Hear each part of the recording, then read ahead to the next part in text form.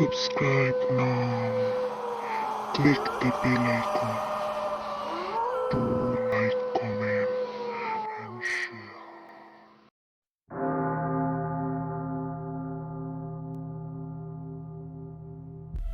শুরু করছি লি মাউন্টফোর্ডের লেখা জঙ্গলে অমঙ্গলের ছায়া। গতকাল আমরা এই নভেলে যেখানে শেষ করেছিলাম, আজ তার পরবর্তী অংশ থেকে শুরু হবে। আজ আপনারা শুনবেন এই নভেলের চতুর্থ পর্ব। তবে গল্প শুরুর আগে নতুন অডিয়েন্সদের কাছে রিকোয়েস্ট, যারা এখনো আমাদের পরিবারের সদস্য হননি তারা দয়া করে আমাদের চ্যানেলটিকে সাবস্ক্রাইব করে আমাদের পরিবারের সদস্য হয়ে যান। তো শ্রোতা বন্ধুরা, শুরু করছি লি মাউন্টফোর্ডের লেখা জঙ্গলে অমঙ্গলের ছায়া। আজ পর্ব 4। জেমস তাড়াতাড়ি রবার্তাকে ইঙ্গিত করল ক্যামেরাটা বের করতে। কেন একটু আগে জঙ্গলের ভেতর থেকে কারোর বিলাপধ্বনি শুনতে পেয়েছে। এই কথাটা তাকে অন ক্যামেরা বলতেই হবে। রবার্তা ওর ক্যারি ব্যাগ থেকে ভিডিও ক্যামেরাটা বের করে অন করে জেমসের দিকে তাক করতেই জেমস পাশে দাঁড়িয়ে থাকা কেনকে দেখিয়ে বলে উঠল, আমাদের প্যারানর্মাল এনকাউন্টারের ডিরেক্টর কেন চেম্বার্স এইমাত্র, হ্যাঁ এইমাত্র বনের ভেতরে গাছপালার আড়াল থেকে কিছু একটা শব্দ শুনতে পেয়েছেন।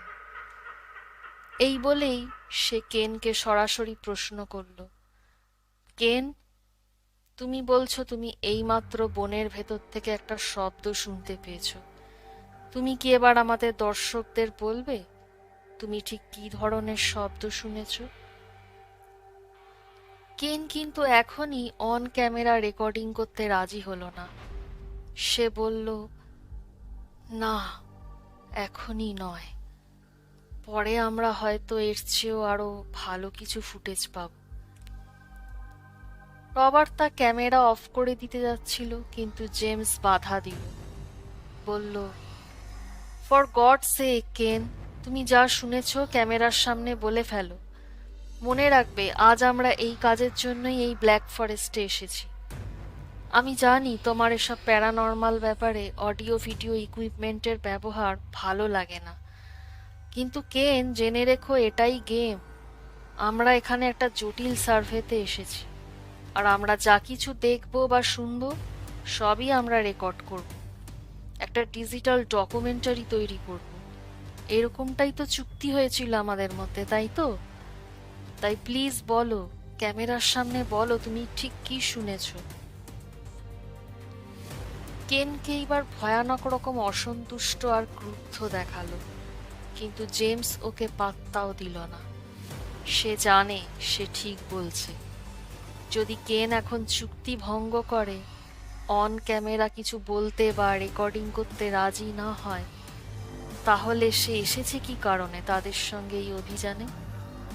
অভিযান চলাকালীন সবকিছু রেকর্ড হবে, এরকমটাই তো কথা হয়ে আছে ওদের মধ্যে। তবে কেন এখন এরকম ব্যাকা আচরণ করছে কেন? কেন বলল, হয়তো তোমাদের কথাই ঠিক, ওটা বাতাসে ভেসে আসা অন্য কিছু শব্দ হতে পারে, আমি ঠিক জানি না। জেমস বলল, কিন্তু তুমি তো এইমাত্র বললে ওটা কোনো মানুষের গলার স্বর ছিল, সে ব্যাপারে তুমি 100% নিশ্চিত? কেন বলল, আমার তখন তা মনে হয়েছিল বটে। জেমস বলল, তাহলে বলো। কেন এবার প্রশ্ন করল, তুমি এখন কান পেতে শোনো তো কিছু শুনতে পাচ্ছ কিনা?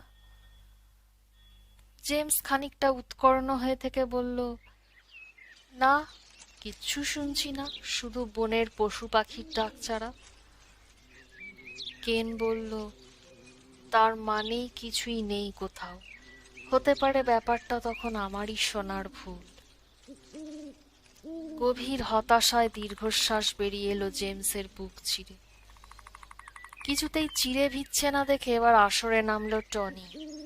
এগিয়ে এসে বলল, দেখো কেন, জেমস ঠিকই বলছে, তোমাকে 100 ভাগ নিশ্চয়তার সঙ্গে কিছু বলতে হবে না। তুমি ঠিক কি শুনলে শুধু সেটাই বলো। এবার যেন নিমরাজি হলো কেন। গড়গড় করে বলতে লাগলো, আমি ঠিক জানি না আমি আদৌ ঠিক শুনেছি কিনা, তবে একটু আগে আমার মনে হলো বনের ভেতর থেকে একটা মানুষের যেন বিলাপ ধ্বনি শুনতে পেলাম। কেউ যেন প্রচন্ড যন্ত্রণায় কাতরভাবে আর্তনাদ করছে। মানে এই পশু পাখির ডাকের মধ্যে এমন একটা শব্দ আমার কানে এসেছিল যা আমার কাছে ঠিক স্বাভাবিক মনে হয়নি। ফাইন! কেনের বক্তব্য শেষ হতেই দুহাতে তালি দিয়ে বলে উঠল জেমস। ক্যামেরা অফ করে দিল রবার্তা।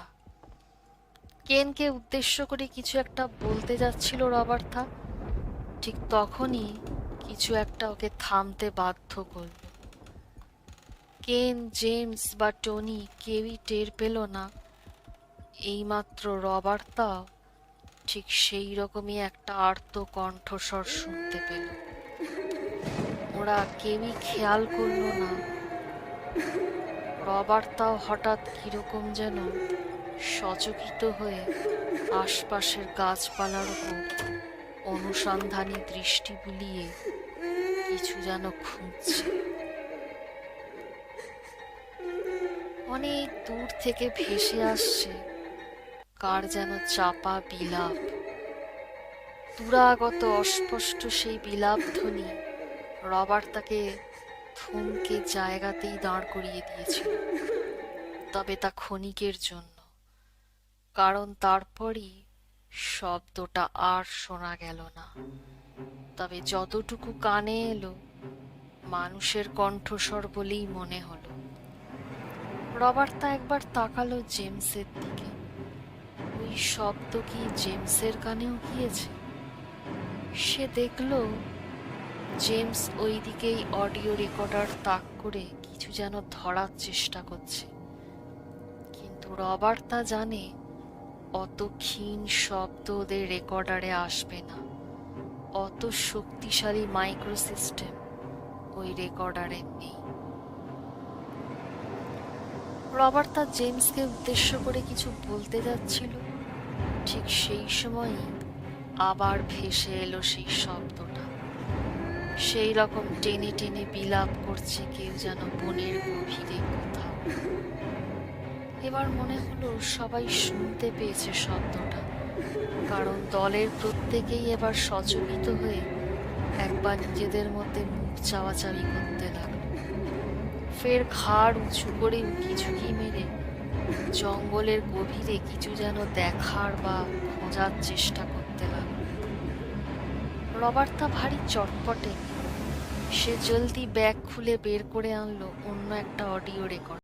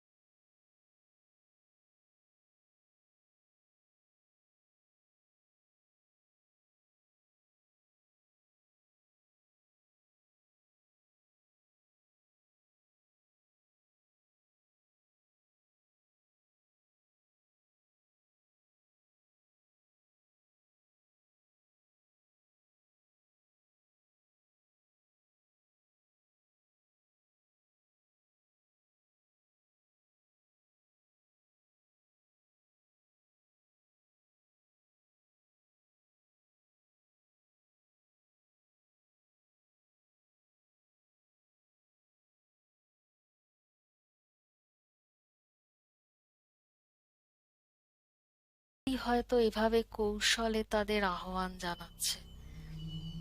বনের ভেতর এখন কোথাও আর কোনো শব্দ নেই। থেমে গেছে বন্য জীব জগতের যত রকম সারা শব্দ। এখন নিস্তব্ধতার মাঝে শুধু ওই একটাই শব্দ ভেসে আসছে, একটা করুণ কান্না। কেউ যেন ইনিয়ে বিনিয়ে কেঁদে কেঁদে কি যেন বলছে। সেটা শুনতে শুনতে সবার চোখে মুখে একটা উৎকণ্ঠা, একটা উদ্বিগ্নতা, একটা কি করব ভাব ফুটে উঠেছে। কি করা উচিত হবে ওদের? যেদিক থেকে শব্দটা আসছে সেই শব্দ অনুসরণ করে বনের গভীরে গিয়ে দেখবে কি কে ওইভাবে কাঁদছে। হতে পারে কোনো মানুষ হয়তো এখানে ভুল ক্রমে ঢুকে পড়েছে, তারপর বিপদে পড়েছে। কিন্তু আদৌ যদি সেরকম কিছু না হয়, যদি ওই কণ্ঠস্বরের মালিক কোনো মানুষ না হয়, তাহলে সেক্ষেত্রে সমূহ বিপদের আশঙ্কা রয়েছে। এ যাবৎ ওরা যতগুলো সার্ভেতে গিয়েছে সেরকম ভয়ের কিছু দেখেনি, শুধু কিছু অদ্ভুত রহস্যময় শব্দ ছাড়া আর কিছুই ওদের যন্ত্রে ধরা পড়েনি। কিন্তু এখন যদি এই গভীর অরণ্যে হঠাৎ সেরকম কিছুর মুখোমুখি হয়ে যায় ওরা, তবে কিভাবে তার সামনা করবে তারা, সে সম্বন্ধে ওদের কোনো আইডিয়া নেই। রবার্তারও নেই। আসলে ওর মন কিছু দেখতে চায়, অথচ যাকে দেখতে চায় তাকে সামনে দেখলে সে হয়তো আতঙ্কে মূর্ছিত হয়ে পড়তে পারে। এর আগে এরকম কিছু পরিস্থিতির সম্মুখীন হতে হয়েছিল তাকে। রহস্যময় শব্দ অনুসরণ করে ওরা ঢুকে পড়েছিল অনেক পরিত্যক্ত বাড়ির গোপন ঘর এবং অনেক প্রাচীন গুহার অভ্যন্তরে, কিন্তু কিছু দেখতে পায়নি, চোখে কিছুই পড়েনি। সেটা একদিক দিয়ে রবার্তার পক্ষে ভালোই হয়েছে। আসলে মন তার অতীন্দ্রিয় কিছু দেখতে চাইছে, আবার ভয়ও পাচ্ছে। এ এক অদ্ভুত অস্বস্তিকর অনুভূতি। মন যাকে দেখবার জন্য উতলা হয়ে আছে, অথচ পরক্ষণেই তাকে দেখতে পাওয়ার আতঙ্কে মুষড়ে পড়ছে। এক কথায় দেখতে চায় আবার দেখতে চায় না, এরকম একটা অবস্থার মধ্যে রয়েছে রবার্তা। আজ ব্ল্যাক ফরেস্টেও ঠিক সেটাই হচ্ছে। ফের সেই অস্বস্তিটা মাথাচাড়া দিয়েছে ওর মধ্যে। ওর মন চাইছে সব বাধা ঠেলে বনের গভীরে গিয়ে দেখে কে ওই অদ্ভুত স্বরে কাঁদছে। আবার গিয়ে কি দেখবে, কাকে দেখবে, সেই ভেবেই নার্ভাস হয়ে পড়ছে সে। অজান্তেই হাত পা ভয়ে পেটের ভেতর সেঁধিয়ে যাচ্ছে। হঠাৎ এই সময় ফিসফিস করে কেন বলে উঠল, তোমরা সবাই আমার পেছনে এসো তো। তারপর ওরা সবাই সিধে সেই শব্দ অনুসরণ করে হাঁটা লাগালো সামনের দিকে। অডিও এবং ভিডিও ক্যামেরা সামনের দিকে উঁচু করে তাক করে ধরে রেখে ওরাও পায়ে পায়ে তাকে অনুসরণ করতে লাগলো। সবার মনের মধ্যেই একটা চাপা উৎকণ্ঠা আর প্রগাঢ় সন্দেহ। পাতা মাটি ফুঁড়ে উঠে থাকা গাছের শেকড় আর ডালপালার বাধা সরিয়ে সরিয়ে ওরা এগোতে লাগলো। যত বনের ভেতর প্রবেশ করছে ওরা, ততই ওরা টের পাচ্ছে বনটাকে যতখানি গভীর ভাবা হয়েছিল ততখানি গভীর নয়। গাছের ডালপালাগুলো সরু সরু, মোটেও তাদের দৃষ্টিকে রুদ্ধ করে দিচ্ছে না, তবে পদে পদে তাদের বাধা ঠেলে এগোতে হচ্ছে। ওরা হাঁটছে তো হাঁটছে, হাঁটছে তো হাঁটছে। আধ ঘন্টা হয়ে গেল ওরা মুখে কুলু পেটে শুধু হেঁটেই চলেছে। দলের মধ্যে রবার্তাই প্রথম ব্যাপারটা খেয়াল করল। ও টের পেল ওরা যত এগোচ্ছে ততই একে অপরের মধ্যে দূরত্ব বাড়ছে, ক্রমশই যেন একে অপরের থেকে বিচ্ছিন্ন হয়ে যাচ্ছে। কিছুতেই সে বুঝে উঠতে পারছে না ওরা ঠিক চলেছে কোথায়। কোথায় চলেছে ওরা? ঘন্টাখানেক ধরে শুধু হেঁটেই চলেছে। 5 মিনিট, 10 মিনিট, 20 মিনিট শুধু হাঁটছে ওরা। আর সেই রহস্যজনক বিলাপ ধ্বনি, সেটাও সমানে সমানে যেন ওদের আগে আগে চলেছে। ওরা যত এগোচ্ছে শব্দটাও আরো যেন দূরে সরে যাচ্ছে। কখনো এমন মনে হচ্ছে না যে ওরা শব্দের উৎসের কাছাকাছি এসে গিয়েছে। পেছনে হঠাৎ কিসের একটা চাপার শব্দ কানে আসতে চমকে বিদ্যুৎ বেগে পেছনে তাকিয়েছিল রবার্তা। ওর মনে হয়েছিল এইমাত্র কেউ যেন পেছন থেকে ওর নাম ধরে ডাকল, একটা স্পষ্ট অথচ খুব চাপা গলায় ফিস ফিস করে কেউ যেন ওর নাম ধরে এইমাত্র ডাকল। এত কাছ থেকে সেই ফিসফিসে ডাক যে ওর মনে হলো ওর ঠিক পেছনে একেবারে ঘাড়ের কাছে দাঁড়িয়ে কেউ যেন বাতাসের গলায় ওকে ডাকল। রবার্তার মাথার পেছনে ঘাড়ের উপর এলিয়ে থাকা চুলগুলো সেই দমকা বাতাসে জোরে দুলে উঠল। কিন্তু চমকে পেছন ঘুরে তাকিয়ে অবশ্য কাউকেই দেখতে পেল না রবার্তা। ফুসফুস নিংড়ে একটা চাপা দীর্ঘশ্বাস বেরিয়ে এলো, স্বস্তির নিঃশ্বাস। আরেকটু হলেও ভয় চিৎকার করে উঠতে যাচ্ছিল। পেছনে কেউ নেই দেখে ও যেন খানিক স্বস্তি পেল।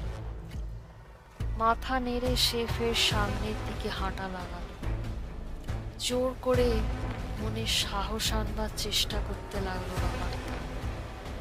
নিজেই নিজেকে বোঝালো এটা জাস্ট একটা সার্ভে, অন্যান্য সার্ভেগুলোর মতো। অতএব ভয় পাওয়ার কোনো যুক্তিসঙ্গত কারণ ঘটে, খামোখাই উত্তেজিত হচ্ছে সে। আর ঠিক এই সময়তেই ও অনুভব করলো উপর থেকে একটা ঠান্ডা তরল কিছু জিনিসের ফোঁটা ওর মাথার ওপর পড়ল। কি পড়লো এটা? চকিতে ওপরে তাকিয়ে রবার্তা দেখলো উঁচু একটা গাছের ওপর থেকে অজানা সেই তরল জিনিসটা পড়ছে ওর মাথার ওপর। গাছের ওপর দিকে চেয়ে থাকতে থাকতে অজান্তেই একটা ঢোক গিলল রবার্তা। একটা অজানা ভয় ক্রমশ যেন ওর ভেতরে পাকিয়ে পাকিয়ে উঠছে। গাছের ওপর থেকে সেই তরল জিনিসটা টুপটাপ করে ওর মুখের ওপর ঝরে পড়তে শুরু করেছে। এবার একটা বিশ্রী দুর্গন্ধ কতকটা ওর ঠোঁটের ওপর এসে পড়ল। অসাবধানতাবশত জিভ দিয়ে ঠোঁট চাটতে গিয়ে সেই দুর্গন্ধময় তরল জিনিসটা ওর মুখের ভেতর ঢুকে গেল। আর সঙ্গে সঙ্গে ঘৃণায় পাক দিয়ে উঠল রবার্তার পেটের ভেতরটা। ওয়াক ওয়াক করে কয়েকবার বমি করতে চেষ্টা করল, জোরে জোরে কাশতে লাগলো, থু থু করে থুতু ফেলতে লাগলো। ওদিকে জেমস সহ দলের বাকিরা দাঁড়িয়ে গিয়েছিল। জেমস এগিয়ে এসে খানিক বিস্ময় প্রকাশ করে জানতে চাইল, কি হয়েছে রবার্তা? রবার্তা তখনও ওয়াক থু করেই চলেছে। সেই অবস্থাতেই গাছের উপরের দিকে অঙ্গুলি নির্দেশ করে কিছু দেখাতে চাইল জেমসকে। টনি, কেন আর জেমস রবার্তাকে ঘিরে দাঁড়িয়ে ওর অবস্থা যাচাই করছিল। রবার্তার অঙ্গুলি নির্দেশিত দিকে ওরা ওপর দিকে মুখ তুলে চাইল, কিন্তু গাছের ডালপালা ছাড়া আর কিছুই নজরে পড়ল না ওদের। কিন্তু একটা জিনিস খেয়াল করলো, অসম্ভব কালো কালো দেখাচ্ছে গাছের উপরের ডালপালাগুলোকে। এমন অস্বাভাবিক কালো দেখাচ্ছে যেন গাছের উপর দিকটা পুরো পুড়ে গিয়েছে আগুন লেগে। ওই ওই ওখান থেকে একটা তরল কিছু আমার মাথার উপর পড়েছিল। থেমে থেমে হেঁচকি তুলতে তুলতে রবার্তা বলল। ওর দিকে মুখ তুলে তাকাতে গিয়ে ওটা আমার মুখের উপর পড়েছিল। বিশ্রী দুর্গন্ধ। আমি ভুল করে ঠোঁট চাটতে গিয়ে জিনিসটা আমার মুখের ভেতরে। আর কথা শেষ করতে পারল না রবার্তা। ওয়াক করে বমি করতে চেষ্টা করলো। বোঝাই যাচ্ছে গলার ভেতর চলে যাওয়া বিশ্রী পুঁতিগন্ধময় জিনিসটাকে উগড়ে দেবার আপ্রাণ চেষ্টা করছে সে। এবার টনি এগিয়ে এসে তরল জিনিসটা হাতে নিয়ে পরীক্ষা করে দেখতে লাগলো। কয়েক সেকেন্ড আঙুলে নাড়াচাড়া করে নাকের কাছে ধরে গন্ধ নিয়ে সে দলের সঙ্গীদের দিকে তাকিয়ে বলল, মনে হচ্ছে কোনো কিছুর রস। কিসের রস? জিজ্ঞেস করলো জেমস। কোন রসের রং এরকম কালো হয় পৃথিবীতে? কাঁধ ছাকালো টনি। মাথা নেড়ে নীরবে শুধু জানালো, এর উত্তরও জানা নেই।